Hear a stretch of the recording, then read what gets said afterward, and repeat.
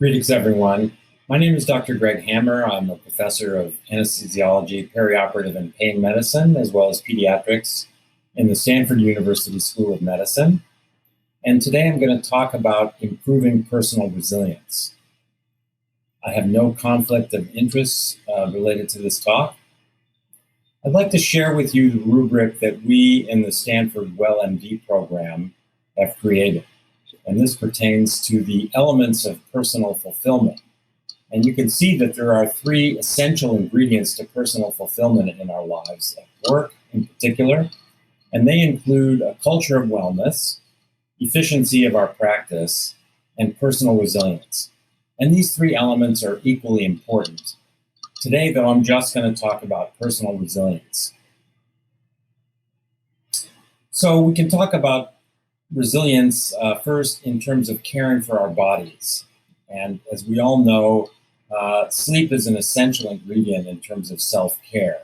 So it's very important to recognize and practice good sleep hygiene.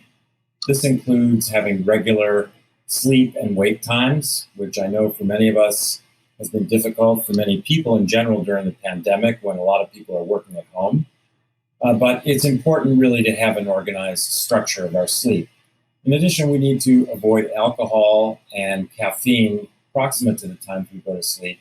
Many of us have forgotten that caffeine has a long half-life of up to 6 hours. So that cup of coffee we have in the early afternoon may still be with us in terms of our plasma caffeine concentrations when we're ready to go to sleep. And I, for one, am extremely sensitive to caffeine, so I need to limit my coffee drinking to that mug I have in the morning. In addition, with regard to sleep hygiene, our beds are really for two things, and these do not include watching television, looking at our computer or cell phone screens. Exercise is the second essential ingredient in terms of caring for our bodies, and ideally we'd have 5 hours of moderately vigorous exercise every week, but let's remember that some is better than none. So on those weeks where we're taking call and have little time to exercise, even just a walk around the block is helpful. Finally, what we eat, of course, is important in maintaining our physical well-being. So we should minimize sugary and fatty processed foods and maybe make a transition to more of a plant-based diet. In addition to caring for our body, we need to focus on caring for our spirit, our mental and spiritual well-being. And two properties that we have that seem to be hardwired into our brains that interfere with this are, first of all, our negativity bias. We tend to remember the negative and forget about the positive. I remember a day when I did 3 difficult cases with a trainee, and she did everything exactly perfectly, put in epidural catheters, double lumen tubes, missed one arterial line, so I had to put that in. But everything else was flawless. The patients did well, woke up comfortable and in very good condition at the end of the procedure. And she went home at the end of the day, had dinner with her husband, and as she was taking stock at the end of the day, what did she think about? Did she think about all the things that went well, which were 95+% of those things during the day? No, actually, she thought about and really fixated on missing the arterial line, and Dr. Hammer had to come in and do that. And so that's just a good example of how we tend to cling to the negative experiences we have rather than even the more predominant positive ones. The second quality we have, which seems to be hardwired into the way our minds work, is an obsession with the past and the future. So it's certainly adaptive to think of the past in terms of our mistakes so that we can correct them and not make them again, and also to remember good times we have with loved ones. But beyond that, we tend to fixate on the past, and this brings shame and regret. Likewise, with the future, it's adaptive to think about the future in terms of looking forward to good times and planning our financial well-being. But beyond that, we tend to fixate on the future in ways that result in fear and anxiety. I think the pandemic has certainly pointed that out to all of us. So let's remember that happiness is really in the present moment. If you think about all the happy times you've had, it's generally when you're right there, walking through a forest, in the tall trees with the light filtering through the canopy of leaves at the treetops. We're not thinking about yesterday or tomorrow. So the good news is that we can rewire our brains away from this negativity bias and obsession with other than the present moment, because we have neuroplasticity. So we can learn to be more present. John Kabat-Zinn, who's really the father of mindfulness, define mindfulness as paying attention to the present moment on purpose, non-judgmentally. So really, he's talking about using our intention and dropping our judgments, which are the I and N in gain. So I'd like to share with you my own personal practice and that which I teach and I've written about in my book, Gain Without Pain, the Happiness Handbook for Healthcare Providers. And this starts with the G in gain, which is gratitude. The A is acceptance, the I is intention, and as we've said, the N is for non-judgment. We all have very much for which to be grateful. As bad as COVID has been, the mortality around the world is projected to be around 10%, if we correct for the world's population, that of the flu pandemic of 1918.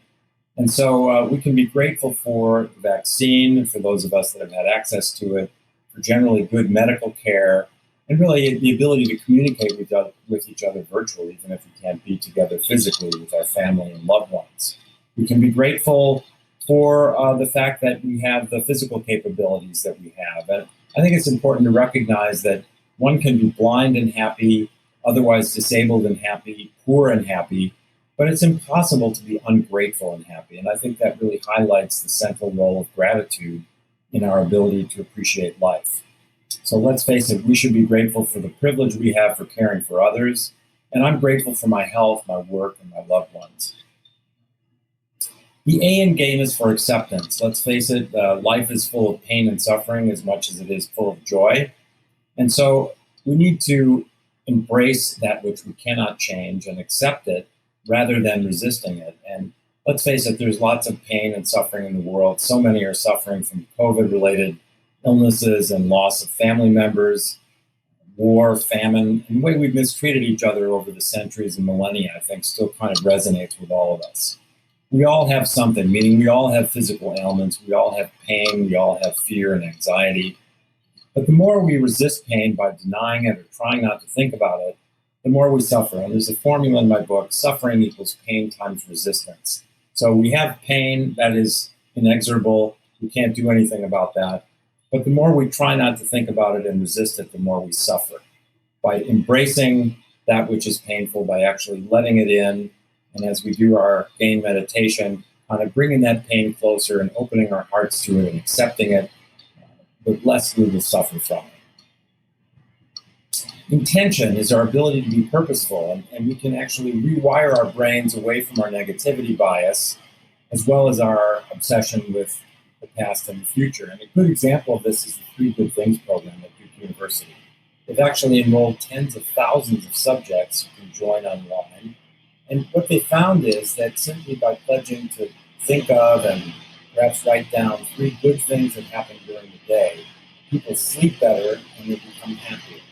And this is really all about using our intention and purposefulness to guide our thought processes. And if we do this just in baby steps, little by little, we'll look back after several months of practice and recognize how far we've come. When we recognize that we're focusing on the negative and when we're focusing on the past or the future rather than what's happening around us right now, we can actually bring our attention back to the present moment and bring our intention back to the positive. So let's face it, our decisions, or rather our thoughts are based on decisions. We can decide to think about one thing or another, to think about the beautiful flower in front of us, or think about something unpleasant that happened yesterday. So this is all about using our intention.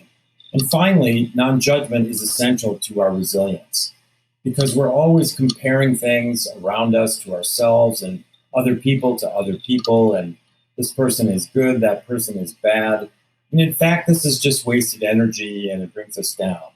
We can actually decide not to be judgmental because things do not have to be good or bad. They are just simply the way they are. And when I think of non-judgment, I sometimes think of looking at the Earth from space. We all have these beautiful US and European Space Agency photos, and we see the Earth just suspended in space. And what a beautiful orb it is. It's really neither good nor bad. It just is exactly the way it is. And if we practice this non-judgment, we can eventually learn not to judge ourselves, which I think is probably the most difficult element of non-judgment because we are our own harshest critics. So the game practice, just as an example of improving our personal resilience, we focus on our sleep, exercise, and nutrition. And then we may have a morning practice. We get up in the morning, we do our morning hygiene.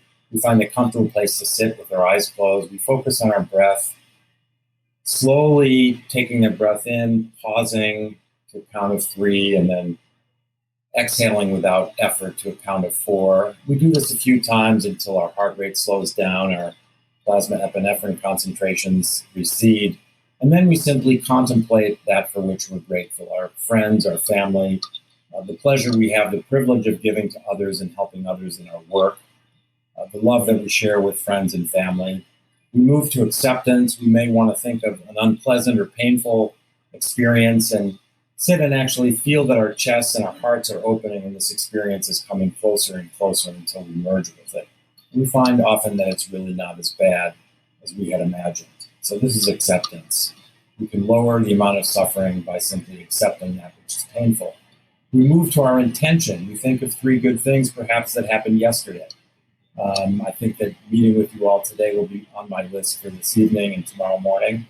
And then we remember to be positive. We pledge to be more non-judgmental and more positive in our thought process for today. And we find we're fixating on the past and future. Bring our attention back to the present. And finally, we learn and we breathe in and pause and exhale to drop judgments of others. Perhaps that individual who changed lanes as we're driving to work in front of us without using their turn signal. We begin to form judgments. We catch ourselves. We smile. We let the judgment go, and it actually is a kind of a humorous experience. The goal is a little bit of practice every day, baby steps. This is how we learn through repetition and practice. And I hope that I've imparted with you some tools to care for our bodies, our sleep, exercise, and nutrition, and practicing our gratitude, acceptance, intention, and non-judgment to become more resilient individuals. Thank you very much for your time.